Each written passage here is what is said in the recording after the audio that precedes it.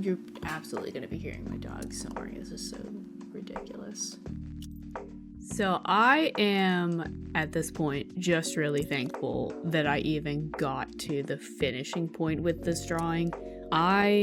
You really just would not believe how long this has taken me to finish. This has gone through many iterations. It looks completely different than what it did at so many other points. I have redrawn this too many times to count. In fact, even getting to the point that I'm showing on screen right now, just hours. This took so Biscuit. Throw up all the iterations and the playtime on screen right now. But I am really happy with it, especially when I come in at this part here and I'm just kind of like feeling out kind of where I want like the darkest shadows to go. And I know you can see over to the right here how like I have layers. That doesn't stay there forever. I hate working in layers, so that'll all collapse and everything will just be drawn over eventually soon. Yeah, what I was struggling with a lot too is that I actually really hate doing line art. So, and I fight with myself a lot on this one because there's a lot of skill to doing very like clean line work, especially if you can keep a lot of that energy that you get with the sketchy layer, which is what I really prefer to do. But I just like, if you just don't want to do it, don't do it. So that's at that point when I scrapped it and went back to this, where I went back to like a base sketch of Saffron that I really enjoyed and just kind of cleaned it up where I wanted to, but not even all that much. I really like it. Plus, again, like I said, I'm just about to go over and paint over the lines anyway because it's my drawing and I do what I want.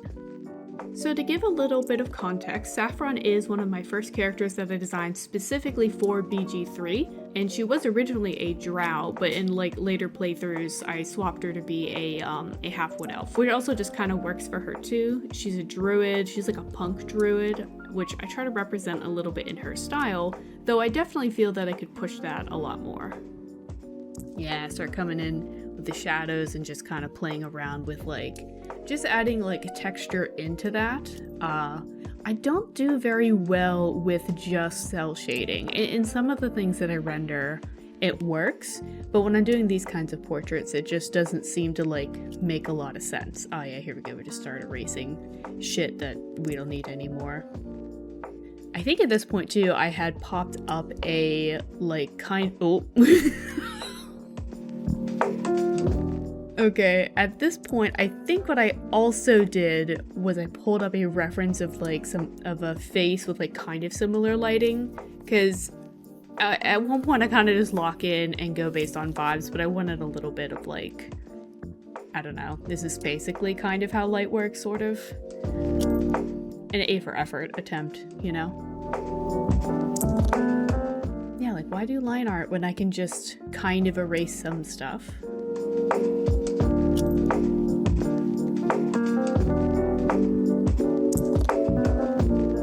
Right there where I made like a little color palette to the side, I was getting really tired of like minimizing the multiplier layers to get like the true color.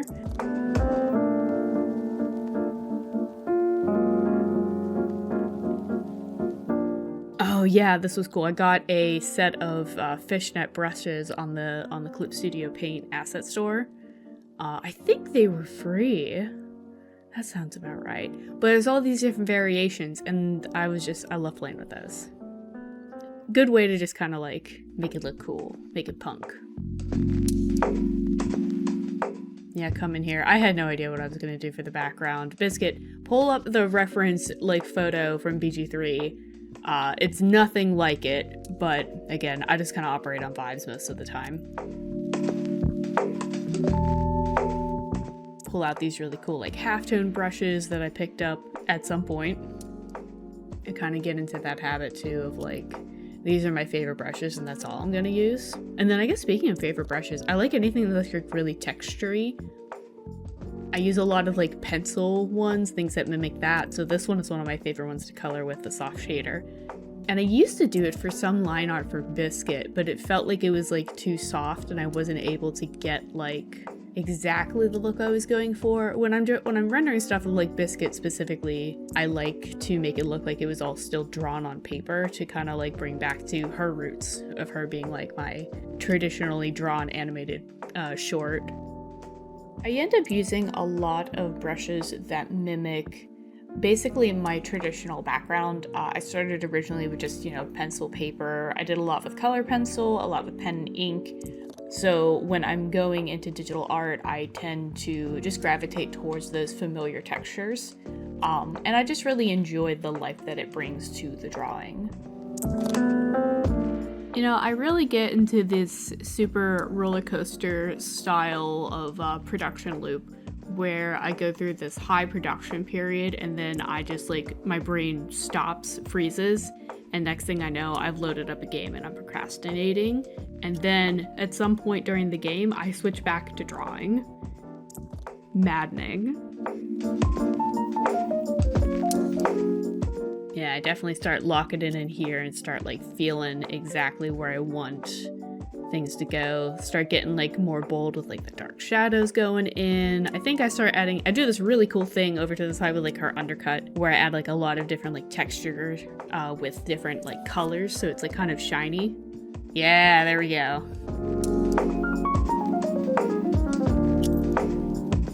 If you see that flicker there or anywhere else in the video, that's me toggling layers on and off just to check and see how much has changed or to be sure that I'm even making headway with this rendering. Yeah, and just start borrowing different colors. So I do that a lot to keep harmony within the picture itself, but if you're a little too haphazard with it, it can kind of be a little muddy. So sometimes I still go and I course correct. Or right here, pulling colors from the background and kind of blending that as a really harsh rim light. Or just because it looks cool. A little bit of A, a little bit of B. Oh yeah, throw a little bit of the purple into the undercut. And see, that's also a problem. I always just go, how much more purple or blue can I put into something? Because it's just my favorite colors. Oh yeah, get rid of those.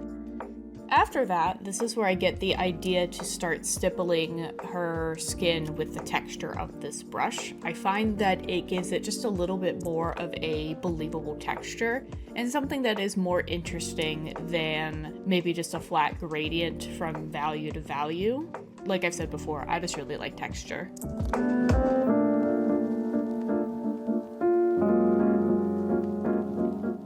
And I'm really just kind of feeling it out here. Definitely doesn't make a lot of sense now that I think about it, because it's supposed to be a top, the part that's lassoed right here is supposed to be the part where it's leather, but if it was velvet.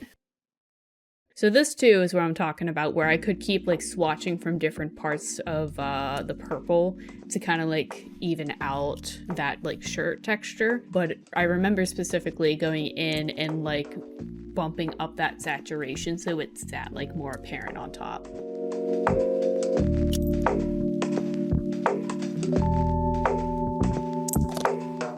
Get a little more of those fun highlights in there, squeeze a little more purple into the drawing. Make sure, always checking for tangents, and her eyes were mess with me. I think there's footage somewhere in my archive of me just lassoing and transforming it to look like she's looking at something. I struggled a lot. Again, I think I originally drew this portrait a year ago and got so frustrated because it was not what I was trying to interpret from my head that I just moved on. Honestly, if you go back and look at any of the iterations that are on screen right now, this character looks dramatically different, but she has evolved a lot over this year, so there we go. Oh, and at this point too, I pulled up some reference pictures. Biscuit, make sure you put those up too, of color mapping on skin and areas where you generally see certain colors within the skin, or undertones really. I really struggle with skin tone, and I think it's because I'm like kind of red-green colorblind, and so I have a very difficult time seeing the undertone. So using those maps kind of helps it out when I'm doing something that's more painterly like this, of just kind of knowing where I can brush it in there. It's also why I think I bump up like the blue and the purple, because like I can see it and it's usually the correct color temperature. But it does mean most of the things I draw end up being blue and purple heavy, so oops.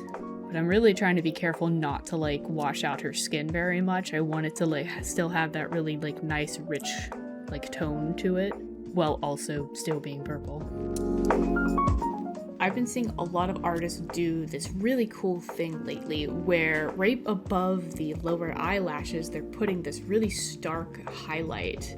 And it just looks really cool. It ends up separating and kind of like making the eyes look a little bit larger, but I just think it's such a cool stylistic choice, and I'd like to try it sometime. Especially since I feel like it almost gives this like that character has like false lashes on or some kind of like makeup, and I don't tend to purposely put like makeup looks on my character, but it would be nice to try.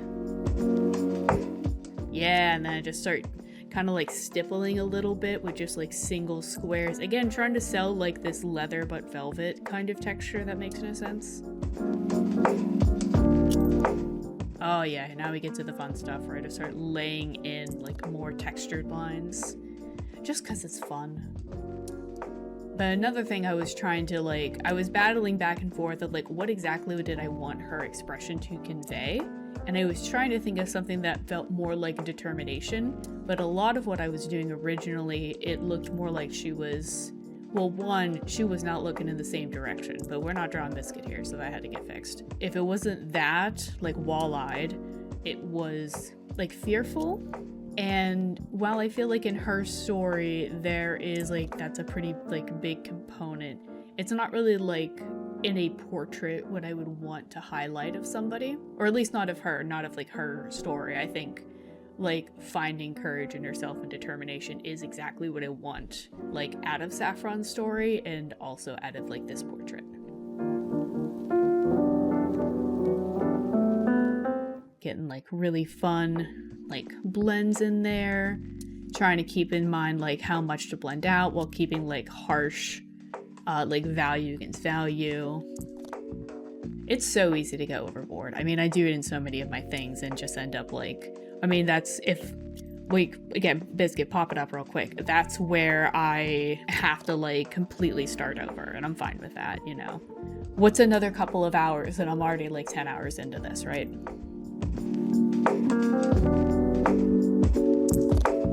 And just to clarify too, like this video started off already in progress.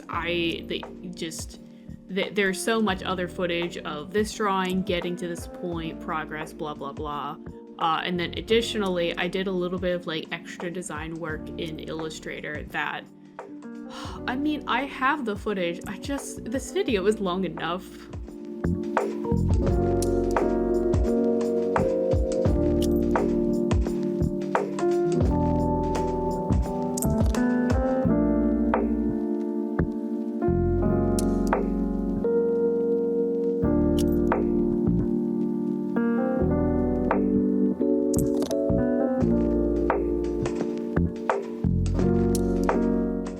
See, like, why just draw over it and then draw over it again? I just think it's neat.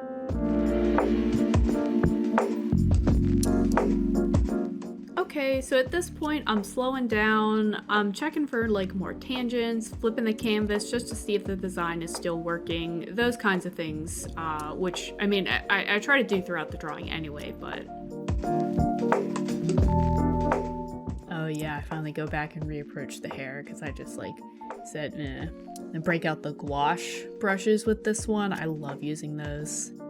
Gotta be careful though, because they do, when you're using it on the same layer, you'll like end up blending stuff, but you won't be able to like add new color. You have to add another layer, and I hate adding layers. There's already so many on the panel over there that I cannot stand, but there's something about it. I can never find what I need on them, so I just collapse them.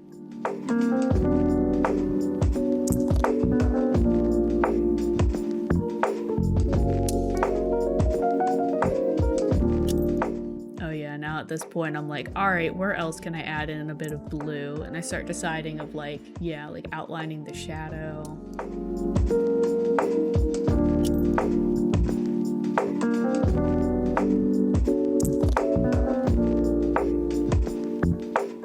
I also heavily reduced the urge to do like a little slit in the eyebrow. It's just very cool. At some point during this illustration, I decided I love this enough to make a sort of like mock frame for her portrait for like in-game stuff. So there is footage of me kind of designing that. It's pretty basic and unfinished, but you know, you'll see that in a sec. The final product at least.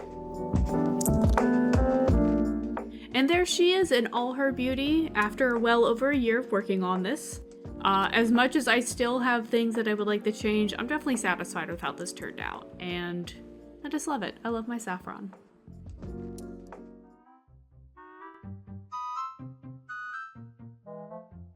Honestly, it's no wonder I've racked up as many hours as I have in this game.